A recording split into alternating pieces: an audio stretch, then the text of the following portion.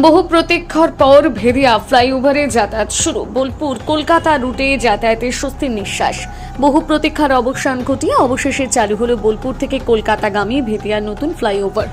দীর্ঘদিন ধরে এই ফ্লাইওভারটি এলাকার মানুষের একান্ত চাহিদা হয়ে উঠেছিল, কারণ রেল লাইনের নিচ দিয়ে যাতায়াত ছিল অত্যন্ত বিপজ্জনক, বিশেষত ছোট গাড়ি এবং ভারী যানবাহনের জন্য। প্রায়শই রেল ক্রসিং পার হওয়ার সময় দুর্ঘটনার শিকার হতে হতো চালকদের।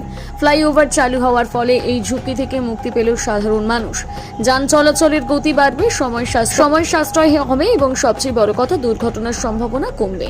এই নতুন ফ্লাইওভারটি অজয় নদীর অবন সেতু পেরিয়ে শুরু হয়েছে, তা সরাসরি গিয়ে পড়েছে একেবারে কলকাতা বোলপুরের মধ্যে। সংযোগ আরও মসৃণ হয়েছে। ওপারে ভেদোয়া লাগোয়া রাস্তায় মিশেছে রেল লাইন। স্বাভাবিকভাবে ফ্লাইওভারটা চালু হওয়ায় খুশি যাত্রী থেকে চালক সবাই।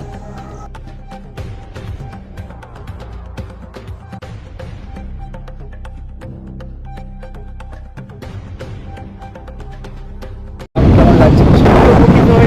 মানে পুকুর দিয়ে যাওয়াই হতো না, অসম্ভবত যদি আর রোডটা খুবই জাম হয়ে যেতে পারে। কতদিন চালু হয়েছে?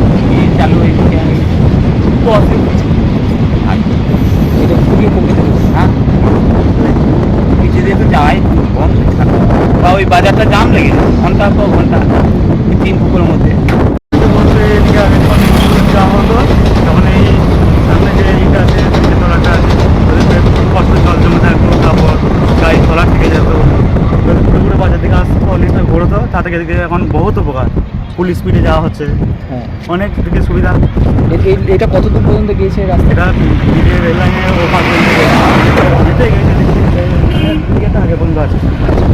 আমরা খুবই উপকৃত, কারণ এইদিকে কলকাতা থেকে যে সমস্ত ট্যুরিজম আসতো আর কি, তাদের খুবই অসুবিধা হতো। ঠিক আছে, তাদের জন্য আমাদেরও অসুবিধা হতো। ঠিক আছে, এই ব্রিজ থেকে নিচে যে সমস্ত রাস্তা দিয়ে যাতায়াত করতে হয়, তখন যানজটের সৃষ্টি হতো। সেক্ষেত্রে আমাদের ওখানে সুবিধা হয়েছে, যানজটটা হচ্ছে না, আমরা ভালোভাবে বেরোতে পারছি।